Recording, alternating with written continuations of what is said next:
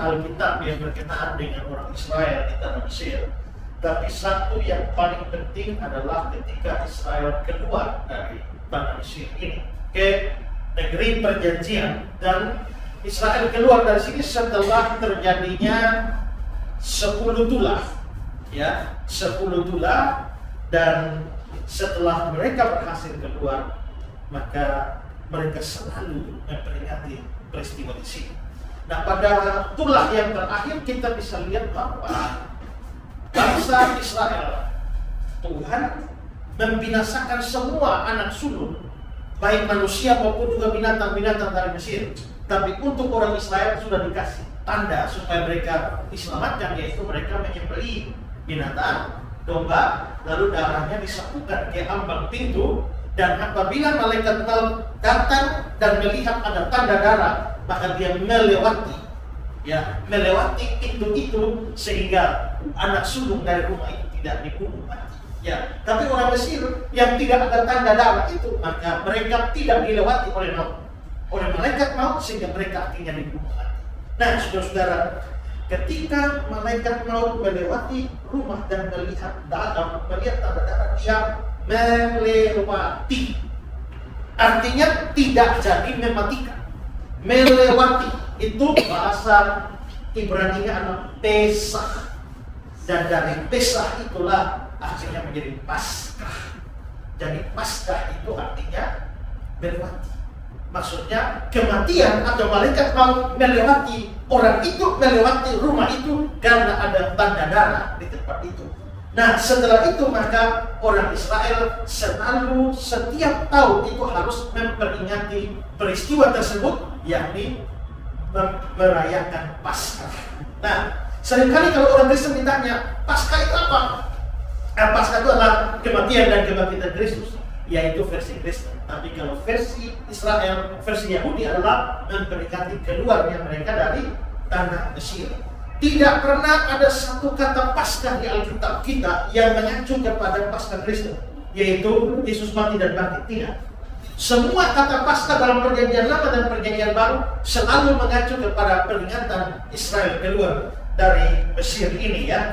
Nah, saudara-saudara, ada yang menarik atau beberapa hal yang perlu kita ketahui adalah bahwa pada orang Israel selalu memperingati Paskah setiap tahun, dan itu dirayakan setiap tanggal 14 bulan Nisan.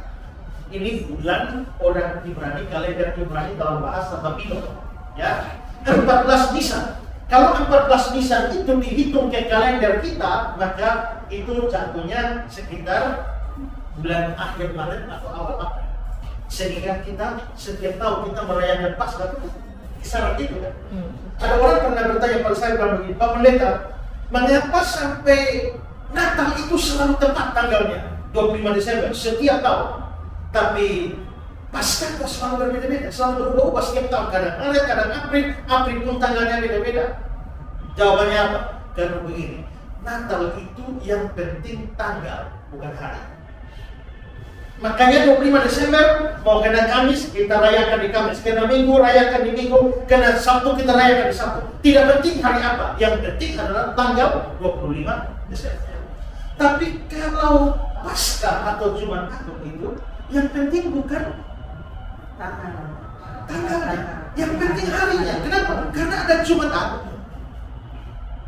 Yesus mati hari Jumat, bangkit hari Minggu.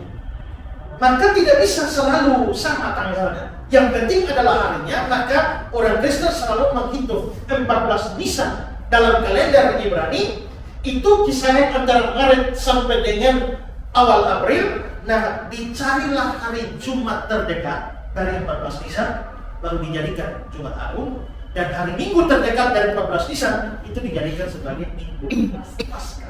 Ya, nah karena itu orang Yahudi itu harus merayakan itu di bulan Nisan tanggal 14, dan perayaan Paskah harus pada waktu sore hari. Mulainya sore hari. Kenapa mulai sore hari? Karena Israel keluar dari Mesir itu pas sore hari.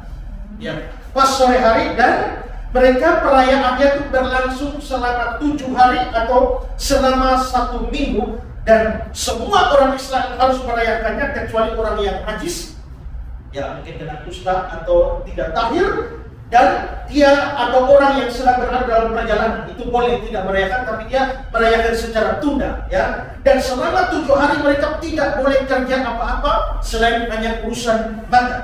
Dan pada hari pertama perayaan itu, yaitu pada tanggal 14 Nisan itu diadakan korban, yaitu penyembelihan domba Paskah. Ya, penyembelihan domba Paskah. Pada waktu perayaan itu mereka harus makan roti tidak beragi.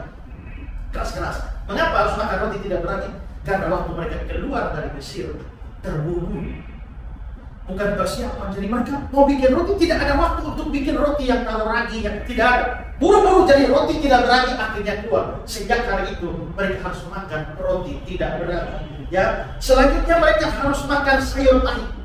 Sayur pahit ini bukan daun bayam, ya, bukan barenya kita, ya. Ada sayur pahit di sini. Mengapa harus makan sayur pahit? Untuk mengingat betapa pahitnya hidup mereka di Mesir. Ya, hidup mereka di Mesir. Lalu mereka harus makan daging domba atau daging kambing yang disembelih selain dari yang disembelih dan dipersembahkan korban. Lalu mereka ada daging domba yang mereka harus makan, dan ada peraturan makan yang rumit. Salah satu peraturannya adalah makan domba itu. Kalau saudara makan ayam di Indonesia, saking enaknya tulang ayam digigit, ya. Tapi makan domba Paskah tidak boleh ada tulang yang patah.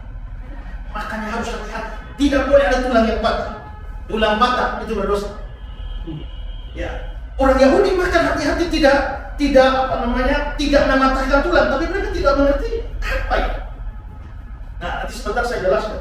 Tapi cara makan juga aneh, cara makan Paskah. Bukan seperti kita happy pesta lalu datang ambil. Tidak, makannya harus dengan tidur. Jadi kayak begini. Jadi kaki saya di sana, saya kepala begini, lalu kalau dia di sebelah saya, kakinya di sini, kepala di sana. Itu berarti bahwa hidung saya dekat kakinya Fia. Bisa tahu. Makanya harus ada acara cuci kaki. Makanya Tuhan Yesus dengan murid-murid mau merayakan Paskah sama cuci kaki. Biasanya yang cuci kaki itu tuan rumah. Tapi karena hari itu mereka pinjam rumah, tidak ada tuan rumah, lalu siapa mau cuci? Maka Tuhan Yesus, akhirnya Tuhan Yesus yang cuci. Tapi itu karena makannya setengah tidur. Kenapa makan setengah tidur? Karena dulu waktu keluar dari Mesir, keluarnya buru-buru, tidak bisa duduk makan. Ayo cepat bergerak langsung. Rotinya tidak berani, langsung ambil sambil jalan makan.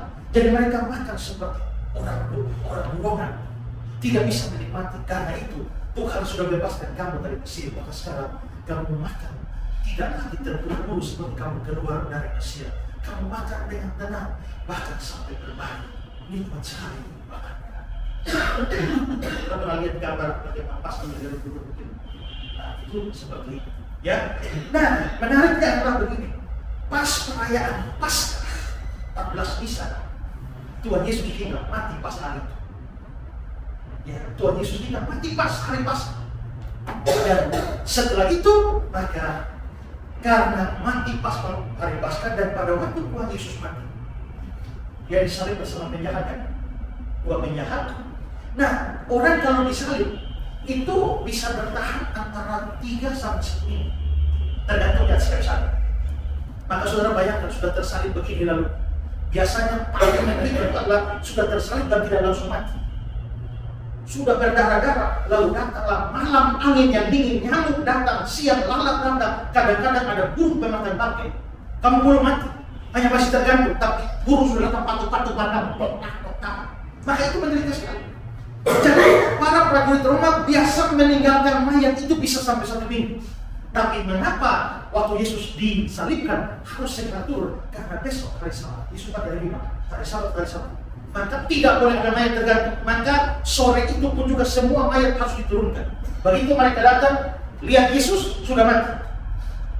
Pastikan mati, ambil tombak, tusuk di sini, mati. Tapi lihat 2 penjahat belum mati, maka mereka ambil palu, hantam di tulang kaki. Supaya apa? Supaya cepat mati. Karena orang di atas kayu salib bernapasnya tergantung tulang kering.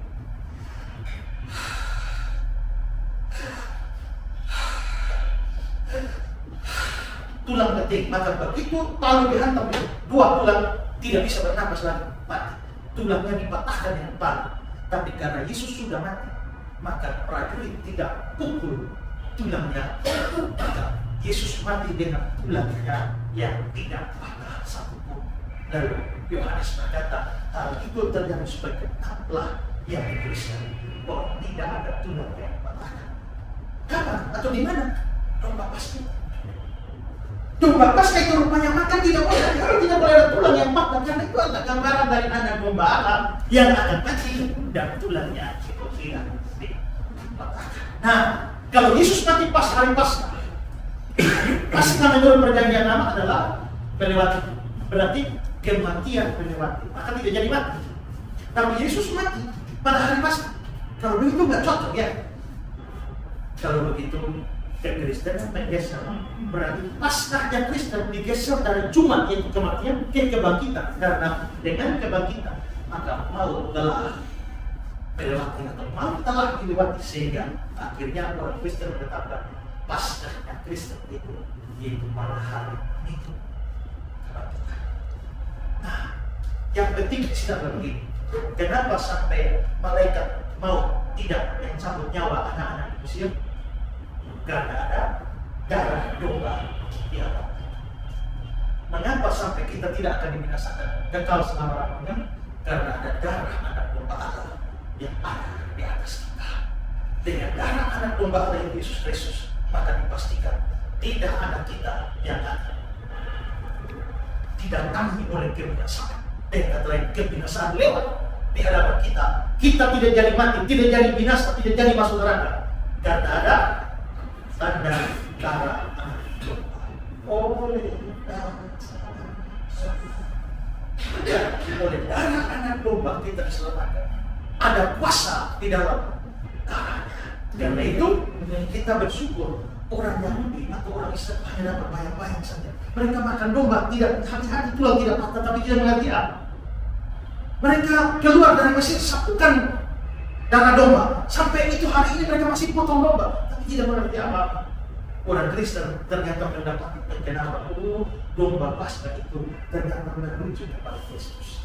Darah diambil itu merujuk kepada darah Kristus. Domba Paskah yang tulangnya itu merujuk kepada Kristus. Dan orang Yahudi hanya dilewati dari kematian di Mesir, tapi orang Kristen dilewati oleh kematian kekal dari neraka. Kalau begitu sebenarnya kita orang Kristen harus lebih bersyukur daripada orang Yahudi. Dari tanah ini orang Yahudi diselamatkan oleh Tuhan. Karena belum tentu mereka masuk surga karena mereka tidak percaya Yesus. Tapi dari dunia ini dan dari dosa dan dari neraka kita semua diselamatkan. Kalau begitu kita harus selalu bersyukur untuk darah Yesus yang telah menebus dan menyucikan Tuhan, terima kasih untuk firman yang sudah datang kepada kami. Kami ada di tanah Mesir, mengingat kembali peristiwa dan bagaimana Tuhan melepaskan umat-Mu dari tanah perbudakan. Tapi sebenarnya sebuah perbudakan besar yang diperbudakan karena dosa, yang akan membawa setiap manusia dan kami semua ke dalam neraka selama-lamanya. Tapi kami bersyukur bahwa seperti darah yang disatukan di ambang-ambang pintu Mesir, melepaskan orang-orang Israel dari kematian jasmani. Demikianlah darah Kristus anak domba Allah telah disatukan dan masuk kami, sehingga kami dilepaskan dari kematian kekal, kebinasaan kekal dalam neraka. Terima kasih Tuhan, kami bangga jadi orang Kristen dan kami bersyukur karena kami bukan mendapatkan bayang-bayang, kami mendapatkan penggenapan seluruhnya di dalam Kristus. Terima kasih Tuhan, kami berkati hari ini. Kami masih ada perjalanan dan nanti ada kepada lanjut penerbangan ke Jakarta. Tuhan sertai kami dari awal sampai akhir. Nanti kami semua dengan perkataan jasmani lebih. Mari kita akan nanti berdoa. Kiranya berkat dari Allah Sang Bapa, dari Putranya Yesus Kristus, dan dari Rohnya yang kudus menyertai saudara sekalian dari sekarang ini sampai Maranatha. Tuhan Yesus. Amin.